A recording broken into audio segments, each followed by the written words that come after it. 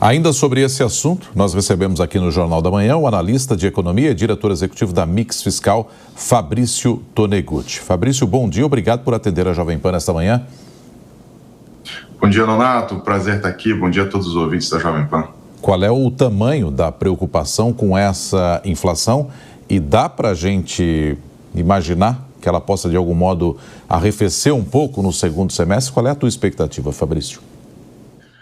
O que a gente está experimentando é um aumento que incomoda demais tanto os consumidores quanto o próprio governo, porque a gente está vendo um aumento de inflação, principalmente de alimentos. Então é algo que está no dia a dia da população. A gente experimentou um aumento de preço do cafezinho, o preço do café foi o famoso, mas uma série de produtos eles vieram aumentando e são produtos do cotidiano, produtos do dia a dia da população, o que acaba atrapalhando e fazendo com que a população sinta muito esse efeito da inflação. Isso, portanto, coloca uma pressão adicional no governo para que faça alguma coisa, para que coloque o controle da inflação como uma prioridade. O que a gente tem visto é que as causas dessa inflação são causas que acabam sendo afetadas pelo equilíbrio entre oferta e demanda. Então, a gente teve problemas na produção, problemas por meio de excesso de calor, muito calor. Então, a gente teve problema por custos muito altos por conta do aumento do milho. O milho cresceu quase 50% nos últimos 12 meses. Isso acaba afetando demais o preço, por exemplo, do ovo. O ovo disparou agora subindo quase 20%. Então, se antes a gente já tinha que escolher a carne e substituir a carne pelo ovo, agora já não tem mais ovo, o ovo também ficou caro. A gente vê também um aumento da demanda pelo ovo, seja por conta da quaresma, seja por conta da gripe aviária aqui nos Estados Unidos. Então, houve um aumento da exportação e falta o produto dentro do Brasil. Mas o que a gente imagina para o próximo semestre é que a temperatura vai ficar mais amena, vai chegar o inverno, a quaresma vai acabar, a gripe aviária já acabou, então a gente experimenta uma regularização na produção e experimenta uma diminuição nessa pressão da demanda pelo ovo. Não só pelo ovo, mas a gente experimenta também uma regularização na oferta dos alimentos. O que a gente pode esperar? É que a inflação continue fora da meta, porque estes excessos já aconteceram, já foram empilhando excesso sobre excesso, e a gente pode esperar que ela continue fora da meta, mas não com tanta pressão como foi esse começo de ano. Já era esperado uma pressão maior dessa inflação no início de ano. E, Fabrício, você falou do aumento aí nos preços desses alimentos. A gente pode colocar também o tomate, que teve uma alta de mais de 12%, o café, como você disse, de 8,53% e as frutas também de 1,96%. Esses aumentos impactaram muito a vida do brasileiro, mas eu queria que você falasse também dos transportes, que tiveram aí uma segunda alta, que foi de 0,92%, e isso impactou demais em março, agora esse mês. Ou seja, o brasileiro está aí tentando se equilibrar, mas até agora não está conseguindo.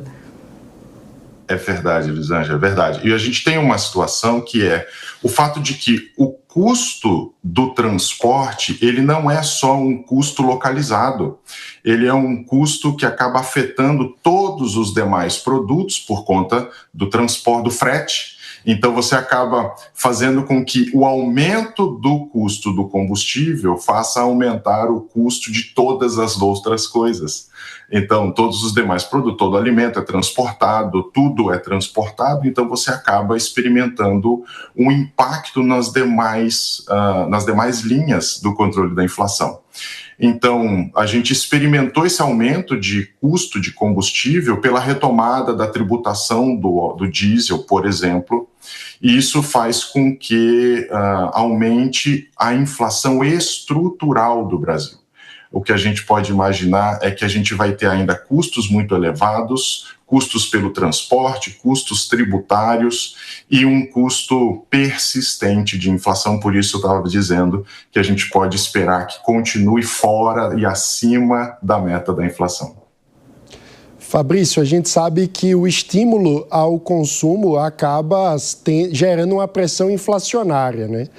E temos visto o governo tomando algumas medidas que estimulam o consumo, como é o caso do empréstimo consignado com a FGTS e, segundo uma nota técnica do economista Samuel Pessoa, Rafael Moredo e Matheus Rocha, na proposta de imposto de renda colocada, de reforma do imposto de renda colocada pelo governo, a possibilidade de um estímulo inflacionário, dado que o público beneficiado pela possível isenção é um público que tende a consumir mais e, tendo mais disponibilidade de recursos, isso pode acabar gerando uma maior pressão inflacionária. Na sua opinião, que medidas o governo deveria tomar para, no lugar de aumentar a pressão pela inflação, aliviar essa situação e garantir sustentabilidade? A verdade é que a gente experimenta um jogo de cada um puxa para um lado, né? De um lado, você vê o governo aumentando a política de incentivo ao consumo. De outro lado, você vê o Banco Central tentando conter a atividade econômica por meio do aumento dos juros, fazendo com que isso fique mais calmo para que a inflação fique sob controle. A verdade é que o ideal é que não houvesse esse jogo de cada um puxa para um lado e a gente pudesse experimentar uma política mais consolidada, uma política mais coerente entre as iniciativas que nós experimentamos na economia. O que o governo deveria fazer, com certeza, era alinhar isso. Se a economia está experimentando um período de alta de inflação, e alta de inflação é terrível para o consumidor final, a gente está falando em níveis inflacionários que em 10 anos corroeria 50% do valor da moeda. Então, a gente precisa, de fato, ter um controle sobre essa inflação e, para que isso aconteça, a gente precisa experimentar redução desses níveis de incentivo ao consumo. O que você mencionou é que existe uma faixa da população que seria beneficiada por essa iniciativa de isenção do imposto de renda que tem elevada propensão marginal de consumo. Ou seja, se eu economizo R$100, muito provavelmente eu vou gastar estes R$100. É assim que pensam essa faixa da população. Existe uma faixa de população, os ultra ricos, os multimilionários, se ele ganhar R$1.000 a mais, muito provavelmente ele vai guardar aqueles R$1.000 a mais, ele não precisa consumir mais do que isso. E essa é a intenção do próprio governo, ao reduzir ao aumentar essa isenção do imposto de renda, essa faixa de isenção do imposto de renda, ele vai colocar mais dinheiro no mercado e vai fazer com que isso aumente o estímulo ao consumo, o que está coerente com a política do governo de querer expansão de consumo, mas incoerente com a política de controle inflacionário. Fabrício, a inflação tem múltiplos fatores, né? Mas aquilo que mais pesa para o consumidor, para o cidadão comum, eu acho que é aquele tripé: alimentos, combustível e energia. A energia, nesse mês, voltou para a bandeira verde, mas a gente está entrando em fase de estiagem e a nossa matriz é principalmente hidrelétrica. Portanto, a tendência é de aumento de preço. O combustível, o governo até tem uma margem tributária para fazer o aumento ou decréscimo desse preço. Mas os alimentos estão diretamente ligados à produção, que tem sido afetada por questões climáticas, e ao consumo externo. Pensando nesses três fatores, o governo é só um espectador ou ele tem como implementar políticas para conter a inflação desses três itens? Quando a gente olha para a inflação de energia, você está realmente sujeito, a nossa matriz energética é uma matriz muito dependente de energia hidrelétrica e, portanto, a gente depende de chuvas, né, do regime hídrico. E claro que a gente é passageiro da natureza nesse sentido. No entanto, existem uma série de regulações, existem uma série de interferências políticas em relação à transmissão, à produção, à distribuição dessa energia, e nesses aspectos o governo sim consegue exercer algum fator, alguma influência. A gente experimenta a mesma coisa em transporte, a gente experimenta algo parecido em alimentos.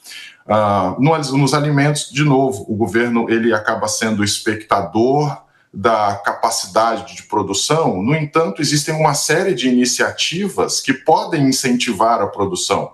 Políticas de financiamento agrícola, de financiamento agropecuário, políticas de incentivo à produção, políticas de ajuda técnica, tecnológica e até tributária. A gente experimentou, inclusive, recentemente, aumentos tributários em alguns estados para itens de cesta básica e até para o ovo. Então, ainda existem 3 estados no Brasil, enfim, alguns estados eles acabam ainda onerando em até 20% de ICMS o ovo, por exemplo. Então, sim, existem coisas que, em alguma medida, eles são espectadores pela capacidade que a gente tem de depender da natureza, mas existem uma série de outros pontos, uma série de outros fatores em que o governo pode sim e deveria interferir com uma política estruturada, inteligente e holística para que houvesse o favorecimento da produção. Falamos de inflação aqui no Jornal da Manhã com o analista de economia e diretor executivo da Mix Fiscal, Fabrício Toneguzzi. Fabrício, muito obrigado e um bom dia para você. Bom dia, obrigado. Prazer.